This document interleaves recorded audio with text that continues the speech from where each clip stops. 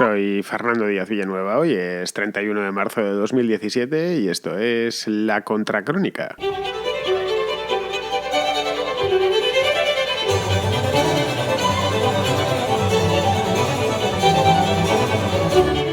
Ayer se consumó el golpe de Estado en Venezuela. La cosa ya venía calentita desde hacía varios días. Había habido un rifirrafe en la OEA seguido de la retirada de inmunidad parlamentaria a los diputados de la Asamblea Nacional y ayer Maduro se decidió, o no Maduro directamente, pero sí el Tribunal Supremo de Venezuela, que es lo mismo que decir Nicolás Maduro, se decidió a retirar o despojar de los poderes que le son propios o lo que le eran propios en la Asamblea Nacional, despojárselos, es decir, quitárselos. En una palabra, cerrar el Parlamento, lo mismo que han hecho otros dictadores en el pasado.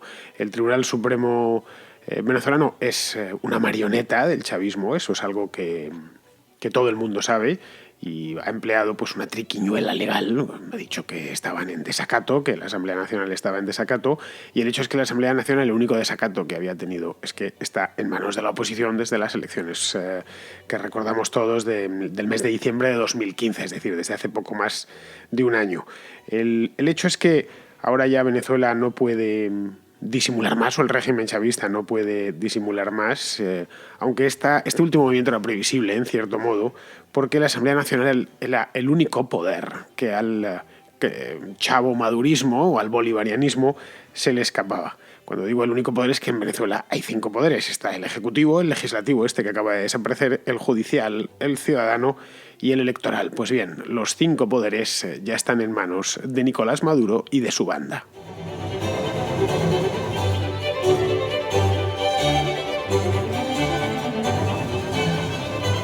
Esto sucedió el pasado miércoles, aunque en España, bueno, por lo menos en el resto del mundo, no solo en España, porque ayer es cuando se empezó a ver y empezó a armarse el escándalo, especialmente en la tarde en Europa y la mañana en América. Hasta incluso la República del Perú ha retirado a su embajador de Caracas, es decir, ha habido bastante follón a los dos lados del Atlántico y llegó con un día de retraso porque esta historia sucedió el miércoles. Es decir, la retirada de competencias, el cierre de facto de la Asamblea Nacional de Venezuela sucedió el miércoles y fue algo inesperado y fulminante. Ahora bien, como os comentaba hace un momentito, los diputados algo se debían oler, porque hace 2 días, o 2 días antes, mejor dicho, es decir, el lunes, les había retirado la inmunidad parlamentaria, que es lo mismo que medio cerrar el Congreso, o en este caso la Asamblea, que es como se llama el Parlamento. El nombre oficial del Parlamento en Venezuela es Asamblea Nacional. Los pocos poderes que le quedaban a este órgano, tampoco eran muchos, todo hay que decirlo, han sido traspasados automáticamente al Poder Judicial, este poder, ya digo, títere del gobierno, del Ejecutivo, o directamente al Ejecutivo, es decir, a Nicolás Maduro, que ha soltado uno de sus discursos habituales cargando las culpas sobre la derecha, lo mala que es y cómo hay una contrarrevolución en marcha, y él necesita poderes especiales, en una palabra, esos mismos poderes especiales que en el pasado tanto Chávez como el propio Maduro recibían de la misma Asamblea Nacional, eran las famosas leyes habilitantes.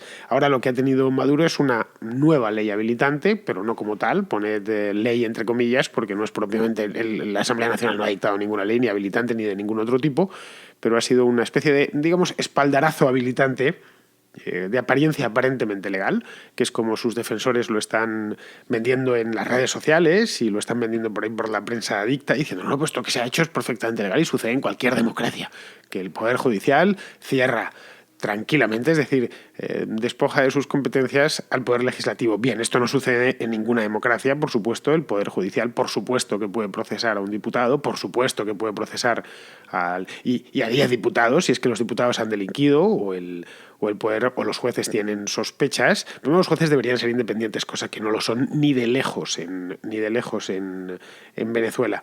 Pues bien, puede hacer todo eso. Lo que no puede hacer ninguna democracia que presuma de llamarse así es desposeer de los poderes o acabar con uno de los poderes del país, que en este caso, como ya he dicho antes, son 5. El hecho es que a Nicolás Maduro le van a hacer falta todos esos poderes extras. Esto es una realidad y es un hecho. Le van a hacer falta para encarar lo que le queda de mandato hasta las presidenciales del año próximo. Hay elecciones dentro de, un año aproximadamente, no sé cuándo las convocará, lo mismo lo deja para finales de 2018, pero tienen que ser en 2018, es decir, Sí, las anteriores fueron en abril, no recuerdo el día, creo que el 14, una cosa así, de 2013, fue un mes y medio después de la muerte de Chávez, que fue el 5 de marzo, pues estas deberían ser 5 años exactos después. Luego, estamos a punto de entrar al mes de abril, quedan unas horas para entrar al mes de abril, 12 meses más o menos exactos, y esos 12 meses van a ser como una carrera de obstáculos para el propio Maduro, una carrera de obstáculos que para librarla con éxito va a necesitar todo lo que pueda, es decir, necesita todo el poder que puede, ya tiene bastante. De hecho, Nicolás Maduro tiene prácticamente todo el poder institucional. Es más, una de las cosas con las que el presidente de Venezuela ha defendido esta actitud vergonzosa de mover a los jueces para que cerrasen el órgano legislativo del país ha sido para preservar la institucionalidad. Eso es alucinante cómo estos tipos retuercen el significado de las palabras, ¿no? Y cómo se apropian de ellas. Pero bueno, valorar las palabras de Maduro pues es como valorar las palabras de un saltimbanqui, tampoco tiene demasiada. Yo, de hecho, los discursos suyos los veo como los de Chávez básicamente para reír. Pues son muy grandilocuentes como se ponen, pero no se puede extraer nada sensato, quiero decir. El hecho es que Venezuela vive a estas alturas, a finales de marzo de este año, y lo que le queda, vive en lo más parecido a un estado de sitio. Si estáis conectados a redes sociales como Twitter o como Facebook, veréis que están continuamente nuestros hermanos venezolanos, nunca mejor dicho, están colgando vídeos. Hoy con cualquier teléfono móvil se pueden hacer unos vídeos estupendos y subirlos a la red en cuestión de minutos, y su audiencia es mundial. Vídeos de saqueos, vídeos de peleas por la calle, de asesinatos por la calle, de asaltos a camiones que llevan víveres y provisiones. Es decir, un estado de sitio más permanente. Una cosa fuera de lo común, ¿no? Poco habitual incluso en países tan desastrosos como Venezuela. ¿No? De hecho, en Cuba no suceden estas cosas ni de lejos, ¿no? Sucede, por ejemplo, que aparte de eso la comida escasea. No hay medicinas, esto está siendo un verdadero drama humanitario, el mundo lleva demasiado tiempo mirando hacia otro lado. No sé si los venezolanos nos lo terminarán de perdonar en alguna ocasión, lo que se ha estado haciendo con ellos, utilizándolos como conejillos de indias para la enésima revolución fracasada, y no será porque no se advirtió con tiempo que esto iba a terminar como el Rosario de la Aurora, y efectivamente está terminando como el Rosario de la Aurora. Para los que seáis venezolanos o mexicanos o argentinos y no entendáis lo que es el Rosario de la Aurora, pues el Rosario de la Aurora es cuando en España lo decimos cuando las cosas acaban muy mal. Pues esto se sabía perfectamente, que desde prácticamente desde el principio, desde antes incluso de aquel golpe de Estado que muchos hablan de autogolpe del año 2002, pues ya se decía que esto iba a acabar mal porque lo que traía en el caletre Hugo Chávez era la receta perfecta para llevar el país a la ruina, que es en definitiva lo que ha terminado consiguiendo, no él porque se murió por el camino, pero sí su sucesor. Bueno, aparte de eso, hay problemas de suministro eléctrico, los apagones son continuos, lo cual no deja de ser caprichoso, porque es un país en el que sobra el petróleo, un país tropical donde llueve muchísimo, donde tienen grandes saltos de agua, podría ser la electricidad. De hecho, en Venezuela debería ser no gratis, pero sí baratísima. De estos países privilegiados por la naturaleza que, caramba, generar electricidad cuesta en España, que no tenemos petróleo, que los ríos no son especialmente caudalosos, que dependemos de que no haya sequía y cosas por el estilo, que hay que importarlo todo. Pero, es decir, está justificada, en cierto modo, en países como el mío, que la electricidad sea cara, como que la gasolina sea cara, porque la naturaleza no nos regaló absolutamente nada. Pero en el caso de Venezuela es cuando menos sorprendente. De hecho, tienen una de las presas más grandes del mundo, que se llama la presa de Alguri, que es literalmente gigantesca. La podéis ir a mirar a Google Maps y a uno se le queda la boca abierta y se la tiene que cerrar con la mano. Bueno, qué fan. Esto simplemente abrirlas con puertas y ponerse a turbinar iluminas todo el país, ¿no? Pues bien, hay problemas con el suministro eléctrico, hay problemas con las acometidas de agua. Repito, agua en un país donde literalmente sobra el agua, un país donde llueve muchísimo, un verde lujuriante. Estas imágenes de Venezuela que tanta envidia nos dan a los del hemisferio norte, siempre hace calor, siempre se está bien, siempre hay una temperatura magnífica. Pues bien, les falta el agua y hay cortes de agua continuo. Esto no es una información concreta, un periodo concreto, es lo que se extrae de lo que nos cuentan los propios venezolanos desde allí. Y no solo esto, además de este, digamos, caos absoluto en el que el país reina, como si estuviese prácticamente en una guerra, o como si de hecho estuviese en una guerra. Luego hay una guerra de baja intensidad, un terror de baja intensidad, que es el de la delincuencia, de los malandros que llaman allí, los delincuentes, los kinkis, que diríamos en Madrid, que es una peste, básicamente. Que estos tipos están distribuidos por todo el país, en todas las ciudades, que roban, secuestran, asesinan muchas veces a la luz del día y delante de todo el mundo. Se han visto, si seguís estas redes, habréis visto vídeos de asesinatos a la luz del día por las cosas más inocentes, como puede ser un teléfono móvil o cualquier cosa de estas, o simplemente porque no le quiso dar la moto, porque querían robar un coche o una cosa así, ¿no? Bien, pues todo esto sucede, todo este terror de baja intensidad, toda esta auténtica furia delincuencial en la que vive sumido el país y la que hace que los venezolanos no puedan apenas salir de su casa, todo sucede con la máxima y más absoluta y vergonzante impunidad. Es decir, cometer un delito en Venezuela no se paga. Robar a alguien no se paga, asesinarle no se paga, o las probabilidades de que lo pague son muy remotas. Esa es la primera razón por la cual es tan común el crimen y es tan común el delito. Y se mueren tantos miles de personas, no ya al año, que por supuesto, sino incluso al mes. Estamos hablando de varios miles de asesinados al mes. El hecho, un hecho más, diríamos, es que más que a Cuba, Venezuela, como bien decía hace unos días Carlos Alberto Montaner en un artículo, ha terminado pareciéndose al Congo. Es decir, no ha sido lo de Venezuela no ha sido una cubanización, ha sido una congolización, en resumidas cuentas. Digamos que ha sido la congolización de Venezuela, ha sido el milagro final. Este era el milagro bolivariano. Un milagro invertido, pero un milagro a fin de cuentas. Porque es un milagro convertir al que un día fue el país más próspero, mejor dotado de recursos naturales, uno de los mejor dotados de recursos y de capital humano. Venezuela tenía ingenieros extraordinarios, abogados extraordinarios, economistas extraordinarios, intelectuales de primera fila. Eso era la Venezuela de los años 70, estoy hablando, Pues bien, el más prometedor de Sudamérica, cuando ya Argentina había empezado su lenta decadencia, pues convertir eso en una república caótica de hechuras africanas.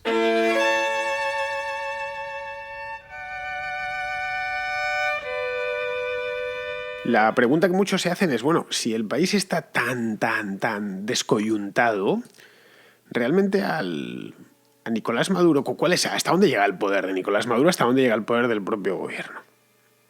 El gobierno básicamente en Venezuela se limita hoy por hoy a controlar el aparato estatal, que sigue teniendo una capacidad de coacción muy grande y sigue teniendo una capacidad de coacción vía las armas, pero de coacción a fin de cuentas, y sigue disponiendo de prácticamente todos los bienes del país. Es un país de que después de 15 años de revolución, más de 15 años de revolución socialista, pues al final apenas la propiedad privada ha quedado reducida a la nada. Las empresas que no han quebrado fueron expropiadas y quebraron después, entonces que no produce nada. Y lo poco que hay, es decir, lo único que digamos que funciona y de aquella manera, a medio gas, es la industria petrolera, y todos los dólares del petróleo, a través de la petrolera PDVSA, pasan por el gobierno.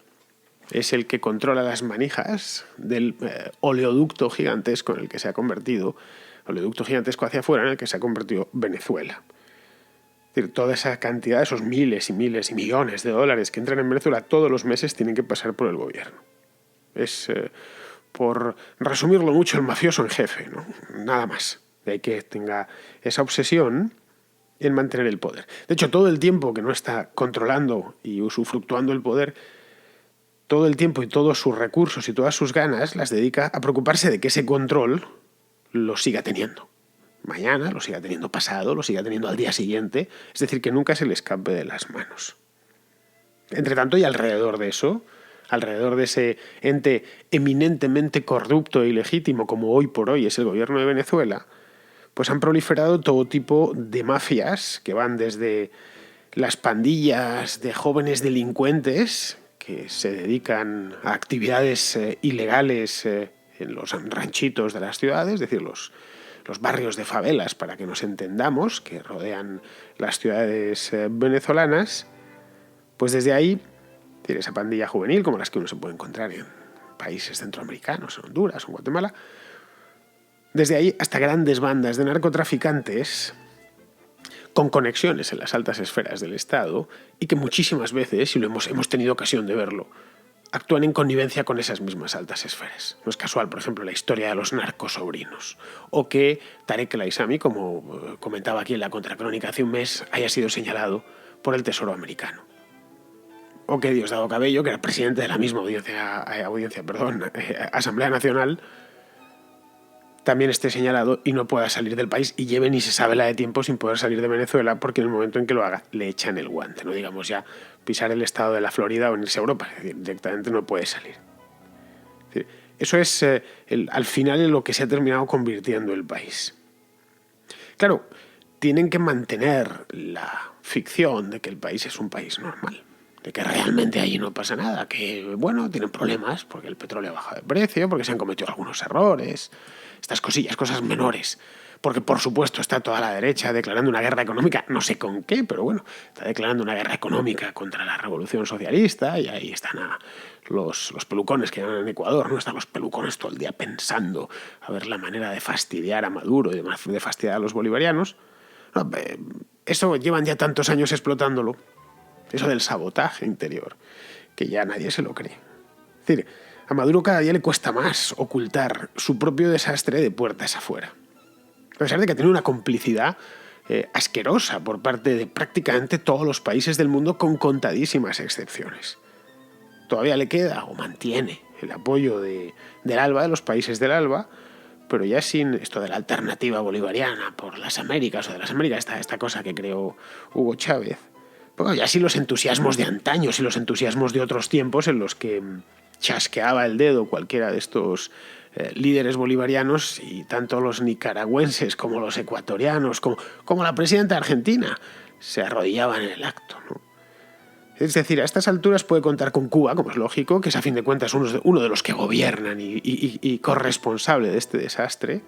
Puede contar con Ecuador todavía, que hay elecciones ahora a la vuelta de la esquina, dentro de unos días en Ecuador, y podría ser que ganase Lasso. Y en ese caso el ALBA perdería otro socio, ese club perdería otro socio, uno de sus más importantes, por cierto.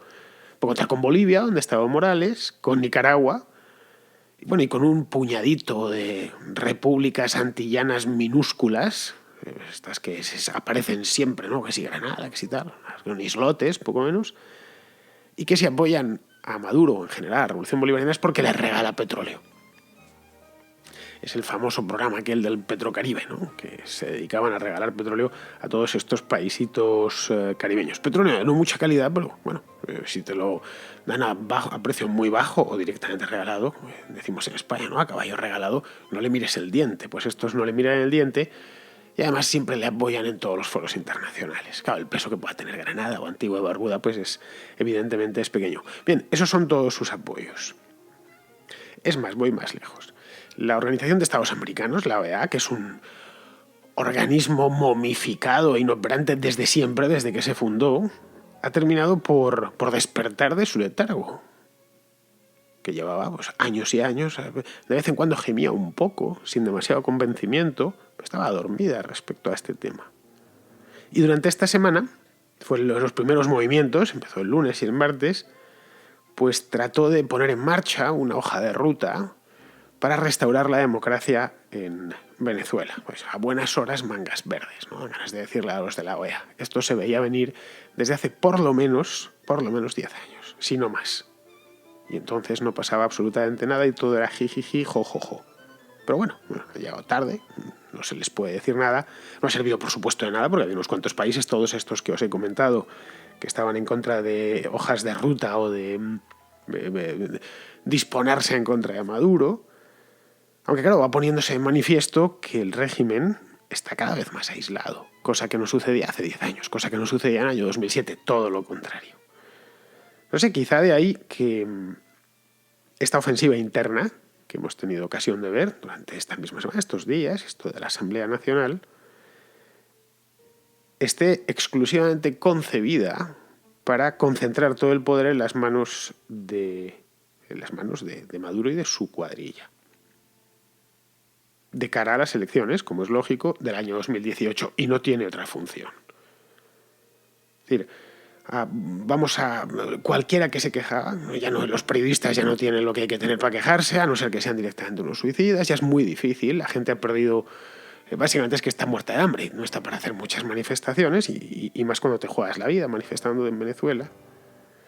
Pero las elecciones del año que viene no las puede cambiar. Aunque estamos como estamos, quizá hasta directamente ya se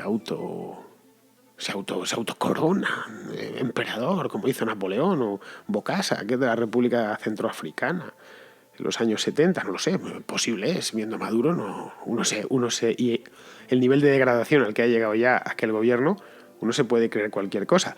De todas maneras, creo que eso por ahí pasarán, es decir, tendrán que hacer las elecciones. Hasta ahora, los defensores del régimen chavista siempre decían, no, pero a pesar de todo es una democracia, se elige, hay una Asamblea Nacional. Cuando les decías que aquello era, si no era una dictadura, se le parecía mucho, pero te venían y te decían, no, es un exagerado, porque mira, hay opositores en la Asamblea Nacional. De hecho, ahora mismo tienen la mayoría.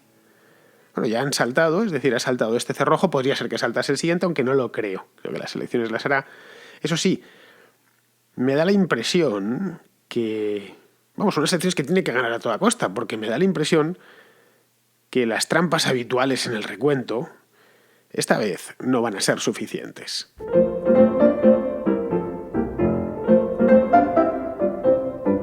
Los que escuchéis la contracrónica, quiero decir, por iVoox, supongo que conoceréis a Pizarro. Por iVoox quiero decir que miráis los comentarios que aparecen. Esos comentarios aparecen en iVoox, no aparecen en YouTube, porque Pizarro es iVooxero, o iTunesero. El hecho es que... No, iVooxero porque tienes que escucharlo a través de la aplicación de iVoox, que por cierto es muy buena, os la recomiendo. Es una aplicación realmente buena, especialmente si escuchéis la contra a través del teléfono móvil o del iPod, una cosa así. Está muy bien, funciona, pesa poco, arranca en el acto, no se corta...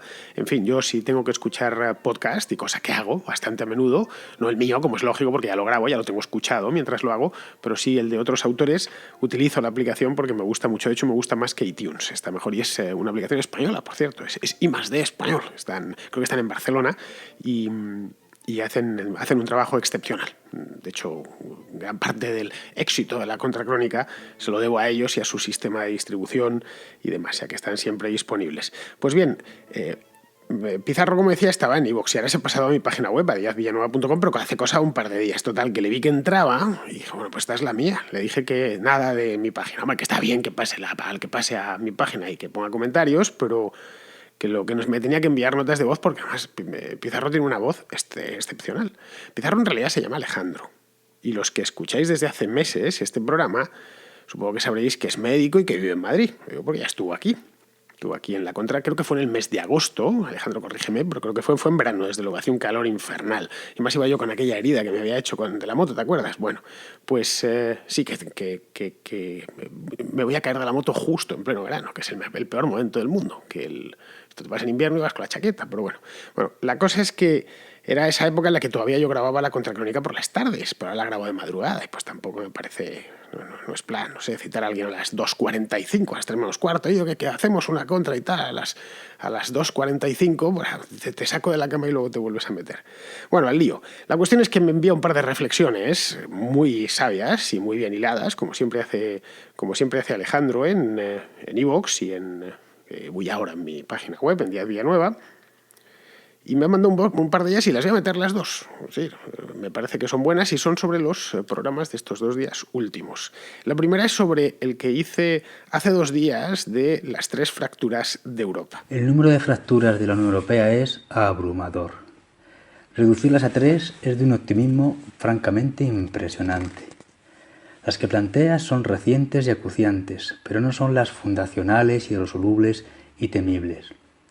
El espíritu de Roma fue establecer una estrategia que laminase los nacionalismos y totalitarismos que nos abocaban una y otra vez a la confrontación. Pues bien, nacionalismo y totalitarismo es lo que hay en los populismos, en la yihad, en el Brexit. Por otra parte, la descoordinación en política exterior hace que la inmigración, la seguridad y la diplomacia europeas sean sencillamente un galimatías. Además, la crisis económica ha dejado al estado del bienestar y a la megaburocracia en evidencia. La lista de fracturas es desoladora y las 3 que comentas están indiscutiblemente entre las más apremiantes. Ojalá fueran las 3 fracturas, en vez de 3 de las fracturas. Y así, rapidito, os meto la segunda, que es sobre el Brexit, en concreto sobre el programa que hice ayer a raíz de la salida ya oficial del Reino Unido de la Unión Europea. Después del Brexit desaparece la actual Unión Europea y surgen un Reino Unido o desunido y una Unión Europea continental y en entredicho. Lo que sucederá seguro es la existencia del nuevo Reino Unido, la existencia de la nueva Unión Europea y la existencia de intereses comunes entre ambos. Es decir, nuevos tratados de mutuo acuerdo. Si pudiesen concretarse en este inmediato periodo previo, pues estupendo.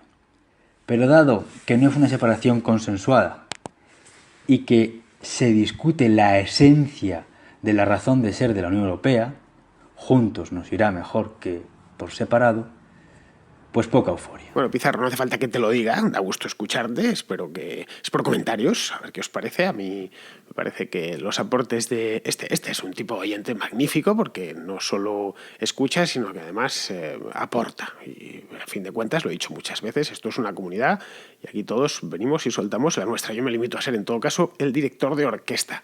Muy bien, me envía una última, ya con esto termino el programa de hoy. Héctor, que creo que es de Murcia, no me ha dicho, pero por el acento me suena, si no Murcia, Jaén, más o menos yo confundo un poco esos apellidos de las béticas, pues esos apellidos, esos acentos, pues me envía Héctor una noticia mierder con comentario. Vamos primero a escuchar el comentario. Buenas, Fernando, te envío una noticia que leí hace ya bastante tiempo, que no he conseguido... Vamos... entrever lo que quieren decir, porque contribución a la creación de un sujeto histórico de ruptura, la verdad no entiendo muy bien lo que puede decir. Me gustaría saber qué opinas al respecto. Bien, a lo que se refiere, Héctor, es a lo siguiente. Es una noticia que apareció en el diario desde hace unos meses ya. El diario.es, que dice: Izquierda Unida aprueba por unanimidad contribuir a la creación de un sujeto social histórico para la ruptura. Lo de sujeto social histórico para la ruptura es textual. No es que lo haya inventado el redactor, ni muchísimo menos. Y a Héctor parece que le sorprende. ¿Qué es eso de sujeto social histórico? Pues la típica terminología marxista, Héctor, que significa... son muy precisos los marxistas al hablar. El sujeto social histórico para la ruptura es, bueno, pues lo que ellos, el pueblo. El pueblo, yo soy la vanguardia, entonces el pueblo tiene que concienciarse, concientizarse, que dirían en Sudamérica, pues tiene que concienciarse de que tienen que pasar a los ricos a cuchillo y ellos les van a guiar por el camino correcto, nada más. Izquierda Unida sigue anclada en sus cosas antiguas, es un partido en sí que huele a naftalina, siempre lo fue. Ahora parece que se han renovado un poquillo con lo de Podemos, aunque esta noticia es, ya digo, de hace unos meses, de finales de 2016, porque Izquierda Unida, a pesar de todo, sigue existiendo, no se ha terminado de subsumir, sigue siendo un partido aparte. Bueno, no es ni siquiera un partido, es una coalición de muchos partidos, aunque hoy es una parte más de Podemos, de Unidos Podemos, y su líder es Alberto Garzón y está en el Parlamento, en el Congreso de los Diputados, como diputado de Podemos. Muy bien, pues queridos amigos, con esto me voy a ir, pero no sin antes deciros que mañana, lo digo por si estáis en Madrid y os apetece ir, mañana voy a presentar, junto a un repóquer de estrellas, voy a presentar el libro de Almudena Negro y Jorge Vilches, que se titula La socialdemocracia y que ya he recomendado aquí en La Contracrónica. Lo voy a presentar junto a Javier Venegas y a Cristina Seguí. Bien, Javier Venegas es el jefe de opinión de Voz Populi y a Cristina Seguí no hace falta que os la presente porque la conocéis todos. Entonces es columnista en OK Diario ahora mismo, pero bueno, antes, como bien sabéis, estuvo en Vox hace unos años, es muy activa en redes sociales y además escribe muy bien Cristina. Bueno, pues esta historia contra la socialdemocracia, libro excepcional, a ver si me hago yo una reseña para la contraportada.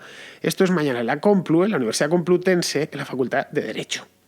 Eso sabe todo el mundo dónde está, en la ciudad universitaria, en el aula polivalente 1, lo estoy leyendo. Esto es mañana 31 de marzo a las 19 horas, a las 7 de la tarde. Si queréis que Almudena y Jorge os firmen el libro, tenéis que ir a las 6:30. Es decir, se la han movido hacia atrás, la firma de libros, y no después. Así que si queréis pillar ahí el libro yo os lo recomiendo, el libro es muy bueno, sobre todo si os gusta Bueno, Jorge da gusto leerle y Almudena también. Los dos son... Almudena es muy buena periodista y Jorge es un historiador magnífico. Yo lo conozco desde hace muchos años, cuando escribía pues para Libertad Digital hace un montón de tiempo, y es un tipo muy atinado. Y luego pues estará Venegas, que es mi jefe, a fin de cuentas. Yo soy columnista de Voz Populi y él es el jefe de opinión. Bueno, pues eso, que si os queréis pasar, allí vamos a estar todos. Por lo menos, pues ¿cuántos somos? 4. Pues nosotros 4, no, ¿qué digo? 4, 5, no sé ya ni contar. Pues vamos a estar nosotros 5 allí. Así que ya sabéis, 7 horas en Derecho de la Complutense. Y con esto ya me despido de vosotros. Hasta mañana.